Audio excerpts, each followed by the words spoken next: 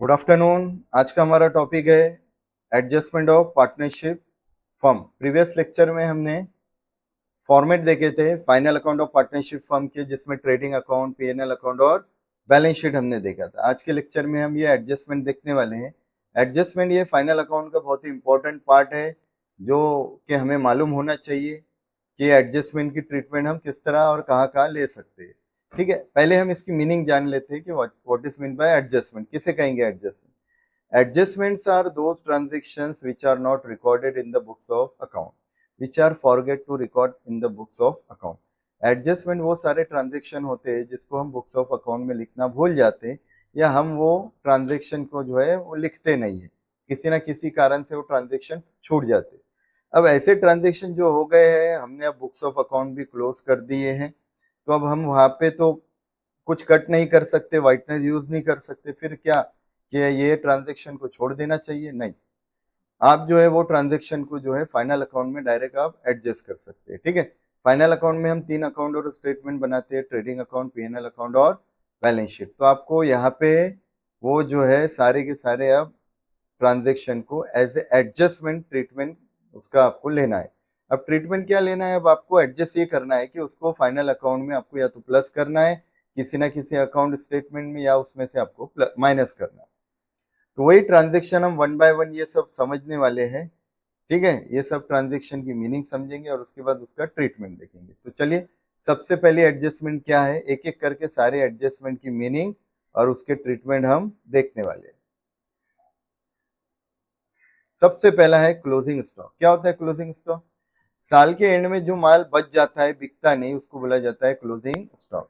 अब जो माल बच गया वो अपने लिए इनकम है, ट्रेडिंग के लिए, तो ये डायरेक्ट डायरेक्ट जो है ट्रेडिंग अकाउंट के क्रेडिट में जाएंगे। अब यहाँ पे हम एक शॉर्टकट बना लेते हैं। देखिए, हमको मालूम है कि 3 अकाउंट और स्टेटमेंट बनते हैं, या ट्रेडिंग अकाउंट, पीएनएल अकाउंट और बैलेंस शीट। ये 3 अकाउंट और स्टेटमेंट है। अब यहाँ पे हम क्या शॉर्टकट करने वाले हैं? ट्रेडिंग अकाउंट को हम टी से टिक करेंगे। डेबिट वाला कंटेंट है तो 1, क्रेडिट वाला 2, यानी कि T1 T2। T1 मतलब ट्रेडिंग का डेबिट, T2 मतलब ट्रेडिंग का क्रेडिट। उसी तरह पीएनएल को P1 P2, profit and loss का डेबिट साइड और प्रॉफिट एंड लॉस का क्रेडिट साइड।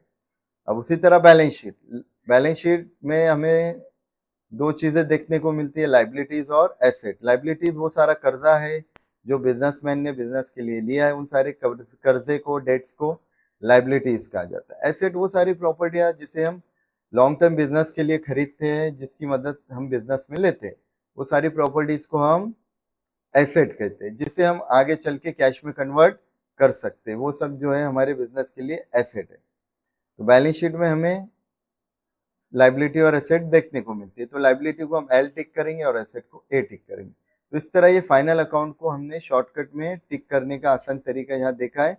ट्रेडिंग को टी, पीएनएल को पी, और बैलेंस शीट में जो है लाइबिलिटी और एसेट को एल और ए। तो ये ट्रीटमेंट जो है हमें फाइनल अकाउंट में लेना है, ट्रेडिंग, पीएनएल और बैलेंस शीट में लेना है। ठीक है, तो अब क्लोजिंग स्टॉक ये हमारी डायरेक्ट इनकम है। जो माल हमारा बचा, बिका नहीं, उसको हम क्लोजिंग स्टॉक कहते हैं। बच गया अपने लिए इनकम, इनकम का अकाउंट क्रेडिट, इसलिए पहली एंट्री जाएंगी इसकी T2 में, ट्रेडिंग के क्रेडिट में, और दूसरा वो अपनी एसेट है, इसलिए दूसरी एंट्री इसकी जाएंगी एसेट में, ए। तो ये है फाइनल अकाउंट को टिक करने का शॉर्टकट तरीका। उसी तरह हम ये सारी की सारी एडजस्टमेंट वन बाय वन समझेंगे और सबको हम टिक करते जाएंगे। ठीक है, चलिए दूसरी एडजस्टमेंट है आउटस्टैंडिंग एक्सपेंसेस। अब क्या होता है आउटस्टैंडिंग एक्सपेंसेस? अनपेड एक्सपेंसेस, ऐसे खर्चे जिसका पेमेंट हमने अब तक नहीं किया, उन सारे खर्चों को आउटस्टैंडिंग एक्सपेंसेस कहा जाता है। अगर कोई खर्चा है उसका पेमेंट आप नहीं कर रहे, तो एक तरह से आपके ऊपर वो कर्जा बढ़ रहा है, उसका वो लाइबिलिटी बढ़ रही है। ठीक है, तो एक तो फाइनल अकाउंट में अब आपने इसका ट्रीटमेंट कैसे लेना है? आपको याद रखना है कि outstanding expenses will always be added to related expenses, और एक्सपेंसेस जो होता है वो या तो ट्रेडिंग के डेबिट में आता है या फिर पीएनएल के डेबिट में। तो शॉर्टकट में क्या करेंगे हम? प्लस इन T1/P1। ठीक है, और ऐसे खर्चे जिसका आपने पेमेंट नहीं किया, इट इंक्रीजेज अवर लाइबिलिटी, वो अपनी लाइबिलिटी बढ़ाते हैं, अपने ऊपर कर्जा बढ़ता है, तो वो दूसरी एंट्री का आएंगी लाइबिलिटी साइड में। अब एग्जाम्पल देखिए, जैसे रेंट, हम प्रोडक्शन का काम रेंटेड हॉल में कर रहे हैं, किराया है 10,000 रुपये महीना किराया है मान लीजिए, ठीक है, हर साल 10,000 रेंट हमको देना है। अब 2 महीने का रेंट हमने पेड किया ही नहीं, दो महीने का रेंट 20,000 ये हमारे ऊपर बाकी बकाया है, जिसको हम आउटस्टैंडिंग रेंट कहेंगे। अब मुझे ये बताइए कि ये जो 2,000 का रेंट आपने नहीं दिया तो क्या लैंडलॉर्ड वो जो है आपको छोड़ देगा? नहीं छोड़ेगा, वो तो कर्जा आपसे लेगा ही, आपको उसे देना ही है। तो ये 20,000 ये एक तरह का आपके ऊपर क्या हो रहा है, कर्जा हो रहा है, ठीक है। और अगर आपने आगे और किराया नहीं दिया तो ये कर्जा आपके ऊपर बढ़ता ही जाएगा। तो आउटस्टैंडिंग खर्चे क्या है, ऐसे खर्चे जिसका पेमेंट हमने नहीं किया, उन सबको हम आउटस्टैंडिंग एक्सपेंसेस कहते हैं। तो ये अपने लिए लाइबिलिटी है, और आउटस्टैंडिंग विल ऑलवेज एडेड, ये आपको याद रखना है। Next, prepaid expenses.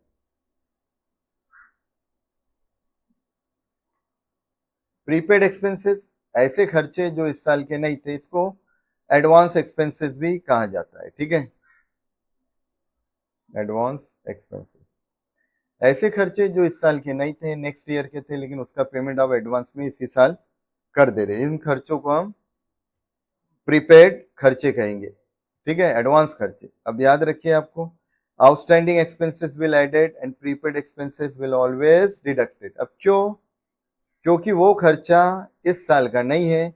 अगर आपने कोई एक्सपेंसेस पेड किया है नेक्स्ट ईयर का इस साल में, वो इस साल का खर्चा नहीं है, इसलिए इस साल के खर्चे में से हम उसको क्या कर देंगे, माइनस कर देंगे। अब खर्चे ऑब्वियसली कहाँ आते हैं, T1 और P1 में, इसलिए ये डिडक्ट होगा फ्रॉम T1 P1, और दूसरा ट्रीटमेंट इसका कहा जाएगा एसेट साइड। अब ये प्रीपेड आउटस्टैंडिंग एक्सपेंसेस ये सब रिप्रेजेंटेटिव पर्सन अकाउंट में आते हैं, ठीक है। क्या होता है इससे, प्रीपेड एक्सपेंसेस या एडवांस एक्सपेंसेस क्या है, आप किसी को एडवांस दे रहे हैं, ठीक है। अब आप किसी को एडवांस दे रहे हैं तो उसके ऊपर आपका कर्जा हो जा रहा है ना। अब आपको उससे पैसा जो है, आपने अगर उसको एडवांस दिया है तो एक तरह का मतलब है कि आपने उसको कर्जा दिया है।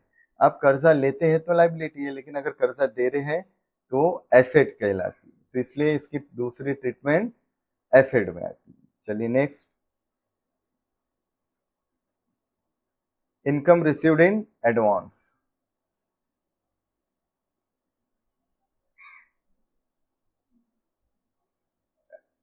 और पांचवी इनकम रिसीव, हम पहले ये ले लेते हैं, इनकम रिसीवेबल, दूसरा नाम है इसको आउटस्टैंडिंग इनकम,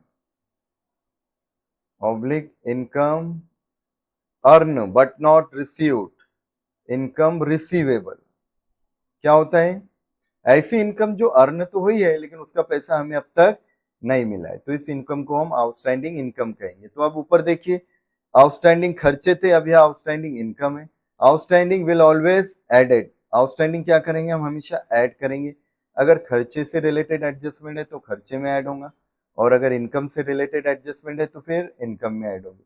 और इनकम जो होती है वो डायरेक्ट P2 में आती है, इनडायरेक्ट इनकम सिर्फ P2 में आती है, प्रॉफिट एंड लॉस के क्रेडिट साइड में। और आउटस्टैंडिंग इनकम अपनी ये एसेट होती है, इसलिए इसकी दूसरी ट्रीटमेंट कहाँ आएंगी, एसेट साइड में, क्योंकि हमें आगे फ्यूचर में पैसा अब मिलेगा।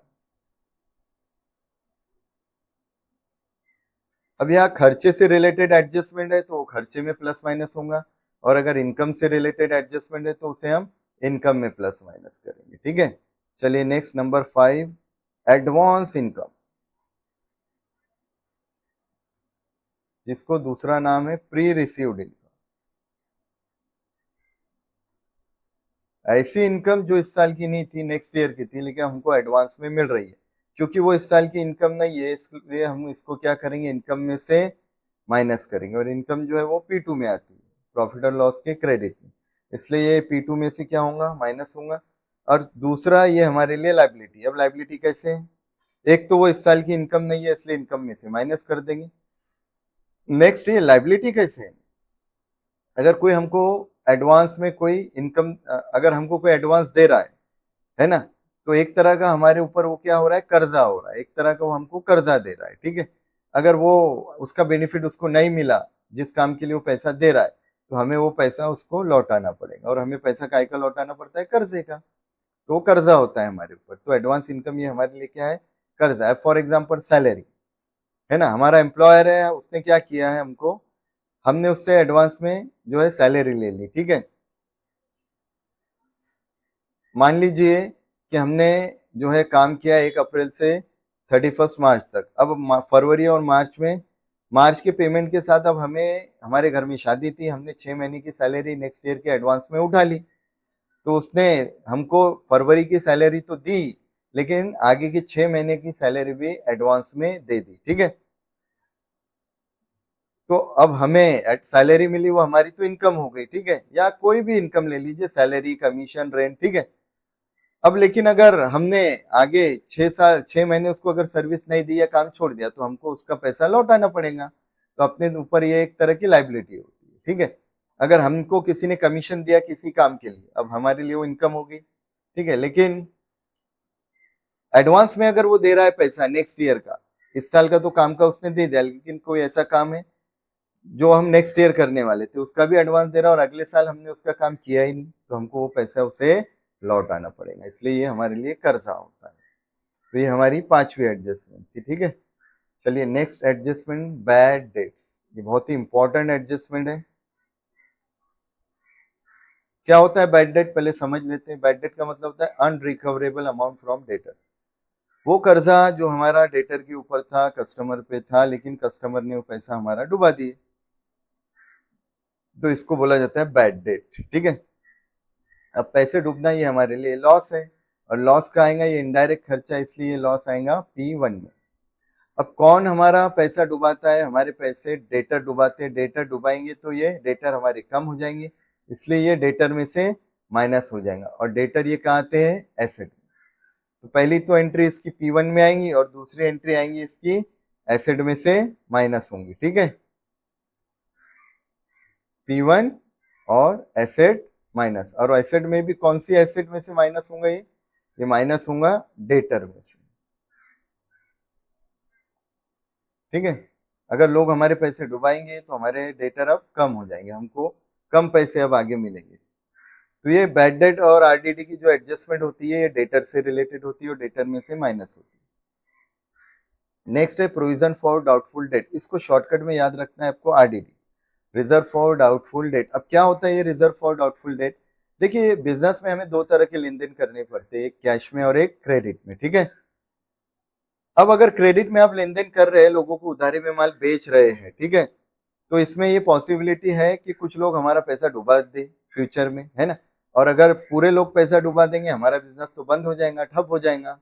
तो हमें वो लॉस से बचना भी है। इसके लिए हम क्या करते हैं, जो बिजनेसमैन होते हैं, ठीक है, जो दूरंदेशी वाले बिजनेसमैन होते हैं, वो अपने प्रॉफिट का पूरा पैसा उड़ाते नहीं है।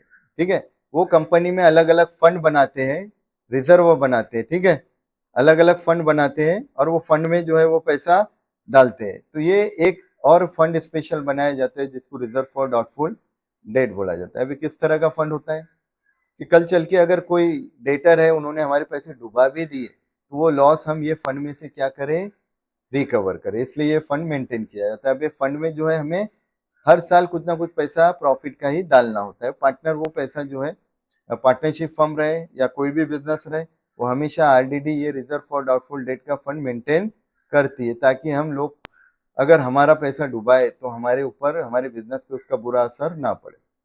ठीक है, तो रिजर्व में पैसा जा रहा है, ये भी एक तरह का खर्चा है ना, और ये भी खर्चा होने के कारण P1 में आएगा। ठीक है, अब ये किस लिए रिजर्व बन रहा है, डाउटफुल डेट, यानी हमें अब डाउट है कुछ लोगों पे वो पैसा डुबा सकते हैं। अब मान लीजिए हमारे डेटर 26,000 के थे, अब उसमें से 1,000 हमारे डूब गए, हमको कंफर्म हो गया कि अब 1,000 तो डूब गए। ठीक है, वो बैड डेट हो चुका, अब बचे कितने, 25। अब हमको इन पे डाउट होता है कि 25 में से कुछ ना कुछ परसेंट लोग और पैसा डुबा सकते हैं। ठीक है, मान लीजिए हम ये अंदाजा लगाते हैं कि इसमें से 2% लोग और पैसा डुबा सकते हैं। अब इसके 2% कितने होंगे, 25,000 के सीधे सीधे 500। ठीक है, तो हम क्या करेंगे, जितने लोगों पे हमारा डाउट है उतने लोगों का फंड हम अलग निकाल के रखेंगे। ठीक है, कितने लोग पैसा डुबा सकते हैं, तो हम फंड में पैसा डाल रहे हैं। अब वो पैसा आगे अगर डेटर डुबाने वाले हैं, तो डेटर हमारे और क्या होने वाले हैं, कम होने वाले। तो ये भी क्या होगा, डेटर में से माइनस हो जाएगा। ठीक है, इससे भी क्या होंगे, हमारे डेटर कम होंगे, एसेट कम हो जाएंगी हमारे डेटर की। तो डेटर में से ये भी क्या होगा, हमारा RDD reserve for doubtful debt जो है वो माइनस हो जाएगा।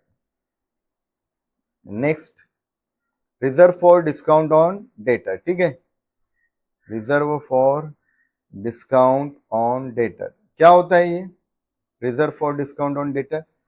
अब अगर कस्टमर है, हमें उनसे पूरे पैसे हासिल करना है, वसूल करना है, तो उन्हें डिस्काउंट देना पड़ता है।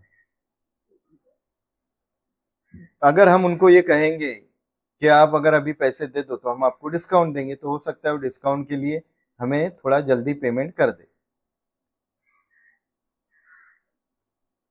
बिजनेस में कस्टमर होते हैं जिनसे हम लेन देन कर रहे हैं, तो उनको हमें डिस्काउंट देते रहना पड़ता है। अभी डिस्काउंट भी देंगे तो एक तरह का आपके लिए लॉस ही हो रहा है, ठीक है, और उसके लिए भी आपको प्रोविजन करनी पड़ रही है, उसी में से पैसा निकालना पड़ रहा है, तो ये भी क्या है, एक तरह का खर्चा है, ठीक है, इसलिए P1 में आएगा। अब डिस्काउंट डेटर को देंगे तो डेटर और कम हो जाएंगे, तो ये भी डेटर में से क्या होगा, एसेट में से हमारा माइनस हो जाएगा, ये भी डेटर में से क्या होगा, हमारा माइनस हो जाएगा। तो ये तीन जो एडजस्टमेंट आपने अभी देखे, ये तीन एडजस्टमेंट जो हमने अभी देखे, ये तीनों एडजस्टमेंट जो है वो डेटर से रिलेटेड है। बैड डेट पैसे डूब गए तो डेटर कम होंगे, रिजर्व फॉर डाउटफुल डेट आगे कितने डेटर पैसे डुबाने वाले हैं और डेटर कम होंगे, और डिस्काउंट अगर आप देंगे डेटर को तो डेटर और कम होंगे। तीनों ही, एक तो लॉस है P1 में आएगा और दूसरा इससे डेटर कम होंगे, इसलिए ये डेटर में से तीनों एडजस्टमेंट माइनस होंगे। ये तीनों ही तीनों इंपॉर्टेंट एडजस्टमेंट है, इससे रिलेटेड हम आगे पूरा का पूरा बैड डेट का एक फॉर्मूला देखेंगे। वो फॉर्मूला आपने अगर याद कर लिया तो आपको डेटर या बैड डेट की एडजस्टमेंट में आगे कोई भी तकलीफ नहीं आएंगी, ठीक है। तो चलिए आगे की एडजस्टमेंट देखते हैं। डेप्रिसिएशन, नेक्स्ट है डेप्रिसिएशन। क्या होता है depreciation? Depreciation means reduction in the value of fixed asset, continuously और permanent reduction in the value of fixed asset. किसी भी फिक्स एसेट की वैल्यू में आई कमी, वो कमी को ही डेप्रिसिएशन कहा जाता है। वो कमी आने के कई कारण होते हैं, ठीक है। अब देखिए, आज अगर हमने कोई एसेट 1 लाख रुपए की खरीदी और 1 साल के बाद बेचने जाओ तो क्या 1 लाख की बिकेंगी? क्या नहीं, उसकी वैल्यू कम होंगी। तो जितनी वैल्यू कम होंगी उसको डेप्रिसिएशन कहा जाता है, ठीक है। अब मान लीजिए 1 लाख की कोई एसेट हमने मशीन फर्नीचर आज खरीदा बनाया, अब 1 साल के बाद अगर हम देखें बेचने जाए तो उसकी कीमत 90,000 आ रही, मतलब कितनी वैल्यू कम हो गई है उसकी? 10,000 वैल्यू कम हो गई। तो जितनी वैल्यू कम हो रही है उसको हम डेप्रिसिएशन कहेंगे। ये नॉन मॉनिटरी एक्सपेंसेस है, पैसे तो नहीं जा रहे लेकिन एसेट की वैल्यू कम हो रही है ना, इसलिए इसको एक्सपेंसेस कंसिडर किया जाता है। तो ये भी पहली एंट्री आएंगी P1 में। और इससे क्या होता है, डेप्रिसिएशन से एसेट की वैल्यू कम होती है, इसलिए एसेट में से क्या हो जाएगा, ये माइनस होता है। चलिए नेक्स्ट। अब नेक्स्ट है एडजस्टमेंट इंटरेस्ट ऑन कैपिटल। अब यहां से आप देखोगे तो एडजस्टमेंट जो है वो पार्टनर से रिलेटेड स्टार्ट हो रही है। अब पार्टनर से रिलेटेड जितनी भी एडजस्टमेंट होंगी वो पार्टनर कैपिटल अकाउंट में आती है। अब यहाँ पे एक कंडीशन ये है कि हम कैपिटल अकाउंट नहीं बना रहे। अब कैपिटल अकाउंट नहीं बना रहे तो फिर उसकी ट्रीटमेंट का क्या करेंगे हम? अगर कैपिटल अकाउंट हम नहीं भी बना रहे तो उसका ट्रीटमेंट हमें बैलेंस शीट में ही लेना है, ठीक है। आप चाहो तो कैपिटल अकाउंट बनाओ, कैपिटल अकाउंट में ट्रीटमेंट लो, या फिर आप डायरेक्ट बैलेंस शीट में भी ले सकते हैं, ठीक है। हम आगे अब एक ऐसा भी क्वेश्चन देखेंगे जिसमें हम कैपिटल और करंट अकाउंट भी बना लेंगे, ठीक है। लेकिन जब वहां पे मार्क्स है ही नहीं एक्स्ट्रा, तो वो ऑप्शनल है, बिना उसके भी काम हो जाता है, तो बनाने की टाइम वेस्ट करने की जरूरत नहीं है, ठीक है। तो चलिए अब यहाँ से एडजस्टमेंट जो है वो पार्टनर से रिलेटेड स्टार्ट हो रही है। क्या होता है, क्या है एडजस्टमेंट इंटरेस्ट ऑन कैपिटल की? अब पार्टनर जो होते हैं वो क्या करते हैं, पार्टनरशिप फर्म में अपना पैसा इन्वेस्ट करते हैं, जिसको कैपिटल कहा जाता है। अब ये कैपिटल बिजनेस के लिए एक तरह की लाइबिलिटी होती है, ठीक है। अब आपको मालूम होगा as per entity concept business is separate from businessman. मान लीजिए ए एक बिजनेस है ना, और बी बिजनेसमैन है, भले ही दोनों एक दिख रहे लेकिन कानून की नजरों में ये दोनों को हमें सेपरेट पर्सन मानना पड़ेगा। ए अलग पर्सन है, बी अलग पर्सन, यानी बिजनेस को भी हमें क्या मानना पड़ता है, पर्सन। और हम जो यहाँ पे अकाउंट देख रहे हैं, हिसाब किताब देख रहे हैं, ये हम बिजनेसमैन का नहीं देख रहे, ये हम बिजनेस का देख रहे हैं। और हमें जो अपॉइंट किया जा रहा है या काम दिया जा रहा है बिजनेस से रिलेटेड दिया जाता है। हम जितने भी बुक्स ऑफ अकाउंट है वो बिजनेस की मेंटेन करते हैं, जितने भी ट्रांजेक्शन है वो बिजनेस के ही मेंटेन करते हैं, बिजनेसमैन के पर्सनल अकाउंट हम मेंटेन नहीं करते, ठीक है। अब इसमें बिजनेसमैन जो भी पैसा अपने बिजनेस में लगाएगा वो बिजनेस के लिए एक तरह का कर्जा माना जाएगा। तो इसीलिए आप देखेंगे कि कैपिटल लायबिलिटी साइड में लिखा जाता है। तो क्यों लिखा जाता है? क्योंकि कैपिटल बिजनेस के लिए एक तरह का कर्जा है। बिजनेसमैन जो भी पैसा बिजनेस को दे लगाए वो एक तरह का बिजनेस के लिए कर्जा है। अब कर्जा वो दे रहा है तो कर्जे पे क्या लेगा? वो इंटरेस्ट लेगा। ठीक है, हमें बिजनेस के पॉइंट ऑफ व्यू से सोचना है, ये बात आपको ध्यान में रखनी है। तो बिजनेस में ये जो है पार्टनर जो है वो अपने कैपिटल पे इंटरेस्ट लेंगे, तो हमारे लिए यानी कि फर्म के लिए वो इंटरेस्ट खर्चा आएगा पीएनएल के डेबिट में। अब इससे क्या होगा? ब्याज से कैपिटल पे वो ब्याज लगाएगा तो कैपिटल उसका और बढ़ जाएगा। ठीक है, ब्याज से कर्जे का अमाउंट बढ़ता है तो कैपिटल हमारे लिए कर्जा ही है। तो ये हम ऐड करेंगे कैपिटल में, और कैपिटल किस साइड में आता है? लायबिलिटी। ठीक है, या तो आप कैपिटल अकाउंट में एंट्री लो या डायरेक्ट जो है उसको कैपिटल में ऐड करेंगे लायबिलिटी साइड। ये भी एक तरीका है। ठीक है, तो ये 10 एडजस्टमेंट हमने देखे थे यहाँ पे। अब आगे और देखते हैं हम नेक्स्ट। आज पूरा का पूरा जो है एडजस्टमेंट हमको खत्म करनी है। ठीक है, अब ये 10th में है सेकंड, इंटरेस्ट ऑन ड्राइंग। क्या होता है इंटरेस्ट ऑन ड्राइंग? अगर बिजनेसमैन प्राइवेट पर्पस के लिए अपने बिजनेस से पैसा निकाल रहा है उसको ड्राइंग कहेंगे। जब कैपिटल ला रहा है उस पर वो इंटरेस्ट ले रहा है, तो अगर पैसा विड्रॉल करेगा तो आप बिजनेस या फर्म उससे पार्टनर से इंटरेस्ट वसूलेंगे। तो फर्म के लिए वो इंटरेस्ट इनकम है, और इनकम का अकाउंट क्या होता है? क्रेडिट। इसलिए अब इसकी पहली एंट्री जाएंगी P2 में। ठीक है, अब अगर पार्टनर जो है कैपिटल ला रहा है या फिर इंटरेस्ट चार्ज कर रहा है, उससे कर्जा बढ़ रहा है, तो ड्राइंग करने से है ना कर्जा कम होगा उसका, या फिर इंटरेस्ट हम चार्ज करेंगे उससे भी कर्जा कम होगा। और कर्जा कौन सा कम होगा? कैपिटल का। इसलिए ये माइनस होगा कैपिटल में से, और कैपिटल कहाँ आता है? ये लायबिलिटी साइड में आएगा। ठीक है, अब third, interest on loan taken. Interest on loan taken. ठीक है, हमने लोन लिया है, फर्म ने, हम बिजनेस है, हम फर्म है, हम लोन ले रहे तो उस पर हमें इंटरेस्ट देना पड़ेगा। वो खर्चे का अकाउंट डेबिट होगा। ठीक है, अब इंटरेस्ट हम पे अगर चार्ज होगा तो वो इंटरेस्ट ब्याज में जो है लोन में ऐड हो जाएगा। अब लोन का अमाउंट इससे क्या होगा? बढ़ जाएगा, ये ऐड हो जाएगा लोन में।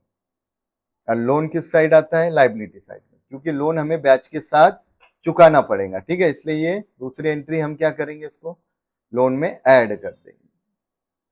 तो ये 10th जो नंबर की एडजस्टमेंट थी वो इंटरेस्ट से रिलेटेड थी। 3 तरह का इंटरेस्ट है, interest on capital, interest on drawing और इंटरेस्ट ऑन लोन। ठीक है, चलो अब नेक्स्ट एडजस्टमेंट नंबर 11 क्या है?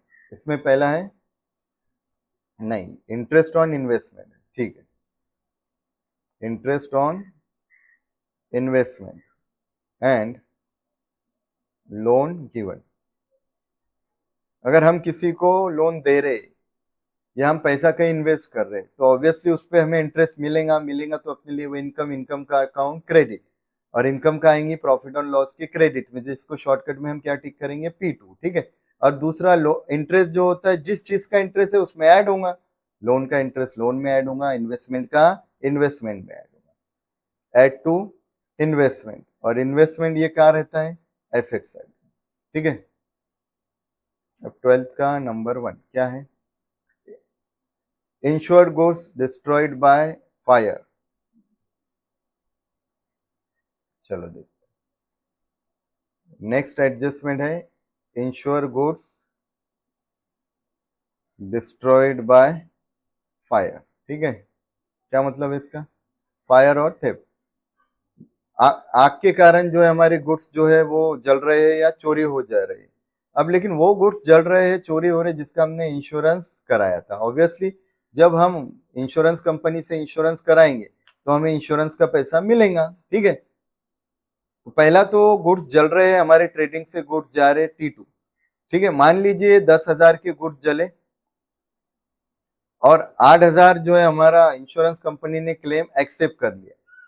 ठीक है, कभी कभी क्या होता है पूरा पैसा क्लेम का हमको नहीं मिलता, मोस्टली तो इंश्योरेंस कंपनी वाले पूरा पैसा देते नहीं है। 10,000 गुड्स जल रहे हैं तो 8,000 हमें मिलेंगे, तो फिर यार लॉस, एक्चुअल लॉस 2,000 का होगा। अब ट्रेडिंग से तो पूरे 10,000 के गुड्स जा रहे ना, तो जाने वाले गुड्स का अकाउंट क्रेडिट, तो T2 में पूरा 10,000 है।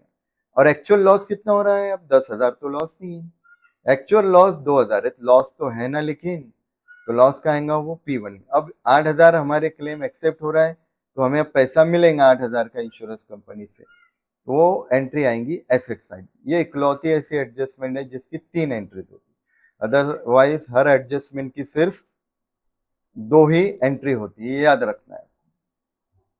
अब इसमें क्या है next, uninsured goods. Uninsured goods destroyed by fire और थेफ्ट और एक्सीडेंट व्हाटएवर। ऐसे गुड्स जल गए, डिस्ट्रॉय हो गए, ठीक है, चोरी हो गए, जिनका हमने इंश्योरेंस कराया ही नहीं। अब इंश्योरेंस नहीं कराए हमने, तो इंश्योरेंस कंपनी से कोई पैसा नहीं मिलेगा। तो पहला तो T2 में पूरी एंट्री आएंगी, ठीक है, 10,000 के गुड्स थे, 10,000 के जल गए, अब इंश्योरेंस कंपनी से कुछ मिलना ही नहीं है, पूरा का पूरा 10,000 का हमारा लॉस है, वो लॉस का आएगा P1। और यहाँ बैलेंस शीट में कोई ट्रीटमेंट नहीं, डैश, क्योंकि कोई भी एडजस्टमेंट यहाँ पे जो है कोई भी अमाउंट हमें इंश्योरेंस कंपनी से मिलने वाला नहीं है। तो ये देखेंगे आप, ये एडजस्टमेंट की भी सिर्फ 2 ही एंट्री है, और इसका ट्रीटमेंट ट्रेडिंग P&L में आया, बैलेंस शीट में नहीं आया। चलिए नेक्स्ट 13 क्या है, गुड्स स्टोलन। गुड्स चोरी हो गए, इंश्योरेंस नहीं किया है, तो वही एंट्री होंगी यहाँ की T2 और P1 में इसकी ट्रीटमेंट आएंगी, ठीक है। गुड्स कुछ भी हो, ये तीनों एक जैसे ही समझिए एडजस्ट। अब नेक्स्ट जो है इसकी 14 वाली हमारी 13 रहेगी, goods distributed as free sample. Free sample के तौर पे हम गुड्स बांट रहे हैं, ठीक है। अब जब कोई कंपनी अपना नया प्रोडक्ट मार्केट में लॉन्च करती है, तो उस पर पब्लिक इतना जल्दी भरोसा नहीं करती, तो अब क्या किया जाए, तो पहले पब्लिक को फ्री में प्रोडक्ट दिया जाता है ताकि वो इस्तेमाल करे, और जब पसंद आए तो अगली बार पैसा देके खरीदे। तो ये सब करके कंपनी करती क्या है, एडवर्टाइजिंग करती है, ठीक है। अब गुड्स फ्री में बांट रही है, तो गुड्स तो ट्रेडिंग से जाएंगे, इसलिए T2 में आएंगे एंट्री पहली। और दूसरा ये एडवर्टाइजिंग है, एडवर्टाइजिंग अपने लिए खर्चा, खर्चे का अकाउंट डेबिट। अब इसका कोई क्या इंश्योरेंस होता है क्या, इंश्योरेंस कंपनी पैसा देंगी क्या, नहीं, तो इसकी भी ट्रीटमेंट ट्रेडिंग और P&L अकाउंट में आएगी, ठीक है। नेक्स्ट, हाँ, goods withdrawal. Goods withdrawn bye partner for private purpose. Private purpose के लिए अगर पार्टनर बिजनेस से गुड्स विड्रॉल कर रहे तो उसको हम क्या बोलेंगे, ड्रॉइंग बोलेंगे, ऑब्वियसली। गुड्स निकाल रहे तो ट्रेडिंग से गुड्स जाएंगे, T2 में आएंगी पहली एंट्री, ठीक है। अब दूसरा क्या होगा, वो ड्रॉइंग कर रहे हैं, ड्रॉइंग करने से क्या होगा, उनका कैपिटल कम होगा, ठीक है। कैपिटल पैसा बिजनेस में हमको ला रहे, लगा रहे, दे रहे पार्टनर, तो हम कैपिटल को कर्जा मान रहे हैं, लेकिन अगर विड्रॉल कर रहे तो हम जो है कैपिटल उनका कर्जा हम कम करेंगे, तो ये कैपिटल इससे क्या होगा, कम होगा, इसलिए कैपिटल में से माइनस होगा, और कैपिटल का आएगा लाइबिलिटी साइड में, ठीक है। ड्राइंग से हमेशा याद रखिए आप, ड्राइंग से क्या होगा, हमारे ऊपर जो पहले कैपिटल का कर्जा था वो कर्जा कम होगा, हम वो ड्राइंग उसके कैपिटल में से माइनस कर देंगे। अनरिकॉर्डेड परचेज, अब इसमें पहला है अनरिकॉर्डेड परचेज,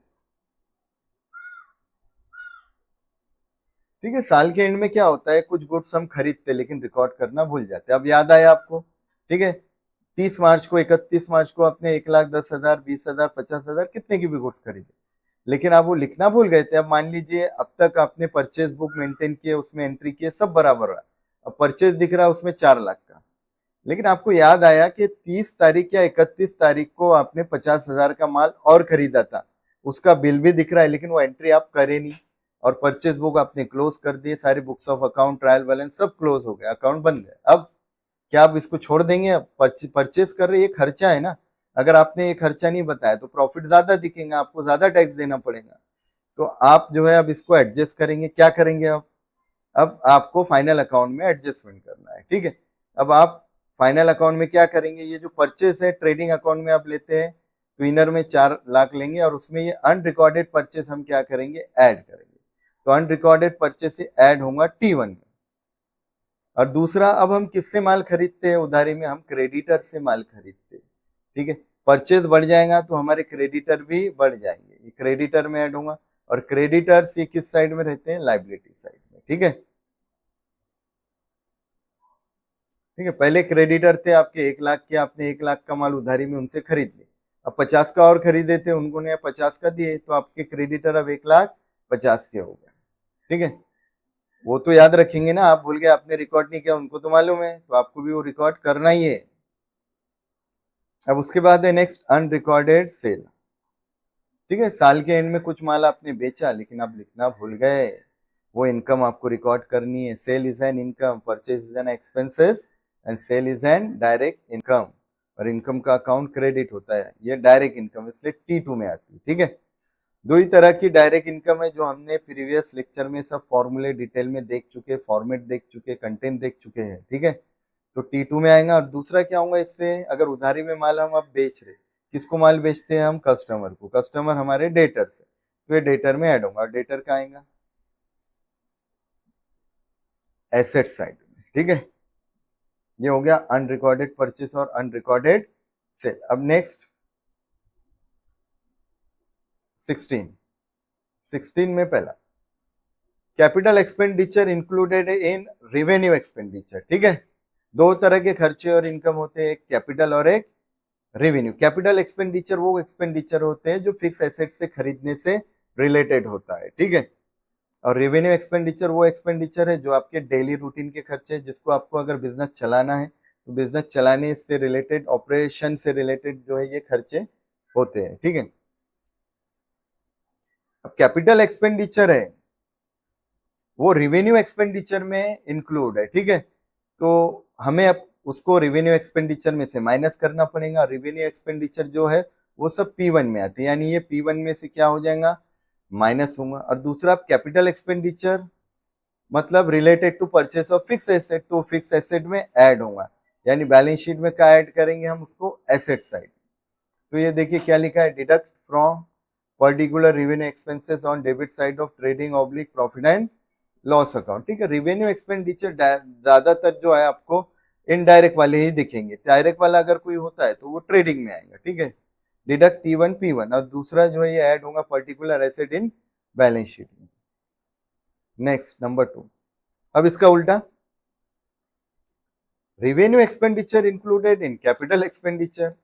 पहले था capital expenditure revenue in included in, क्या था, capital expenditure included in revenue expenditure, इसलिए रेवेन्यू में से माइनस की। अब revenue expenditure included in capital expenditure, तो उल्टा हो जाएगा। अब ये जो कैपिटल एक्सपेंडिचर में ऐड किया था वहां से माइनस कर देंगे, और इसको अब रेवेन्यू एक्सपेंडिचर में ऐड करेंगे, वो या तो T1 या P1, ज्यादातर P1 में ही आएंगे, आपको ज्यादातर PNL के डेबिट में देखने को मिलेंगे। ठीक है, अगर रेवेन्यू खर्चा है वो रेवेन्यू में आना चाहिए, कैपिटल से रिलेटेड है तो कैपिटल में आना चाहिए। रेवेन्यू खर्चे और रेवेन्यू इनकम ये ट्रेडिंग PNL में आते हैं, और कैपिटल एक्सपेंडिचर और कैपिटल इनकम ये बैलेंस शीट में आते हैं। नेक्स्ट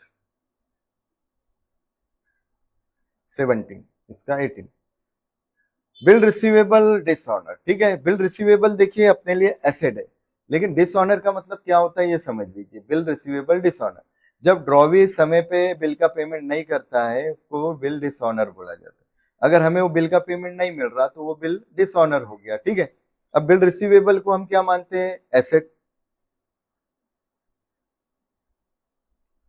मान लीजिए बिल रिसीवेबल 60,000 के थे, जिस बिल का पैसा मिलना होता है उसको बिल रिसीवेबल बोला जाता है। अब मान लीजिए 60,000 रुपए बिल के पैसे मिलने वाले थे, लेकिन इसमें से 10,000 का बिल डिसऑनर हो गया, उसका पेमेंट हमें मिला ही नहीं, तो अब वो बिल 60,000 के रहे क्या, वो एसेट 60,000 की नहीं रही, वो एसेट सिर्फ कितने की बचेंगी वापस से, 50,000।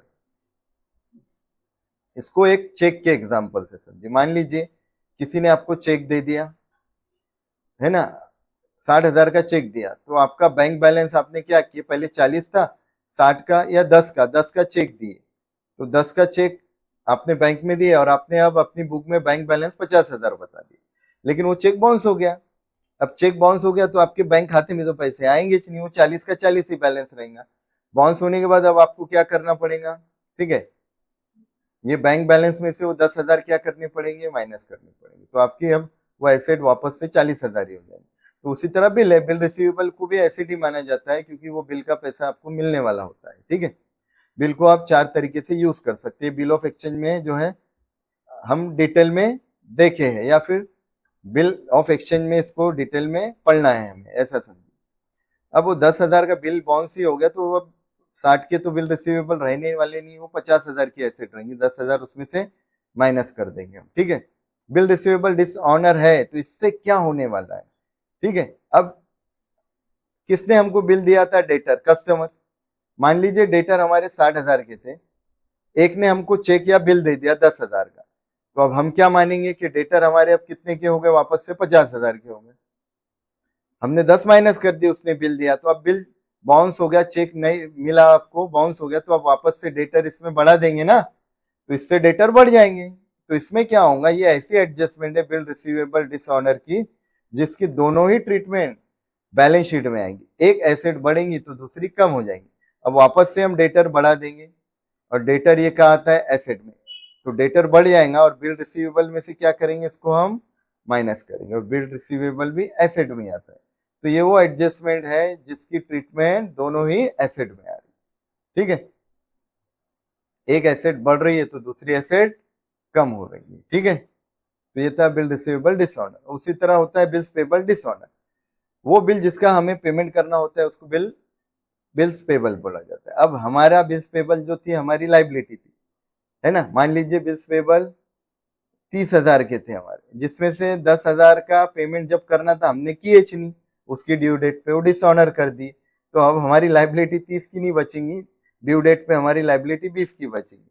यानी इससे क्या होने वाला है, हाँ, और हमारे ऊपर किसी का कर्जा था ना, क्रेडिटर का, क्रेडिटर थे 60,000 के, जिनको हमने 10,000 का बिल दिया, तो मान लिए हमने क्रेडिटर अब क्या किए, 50,000 के बाकी रखे। अब जब उनका पेमेंट नहीं मिलेगा तो वापस से हमारे क्रेडिटर बढ़ जाएंगे ना, वो छोड़ेंगे क्या, तो वापस से क्रेडिटर बढ़ जाएंगे, तो ये 60,000 के वापस से हो रहे।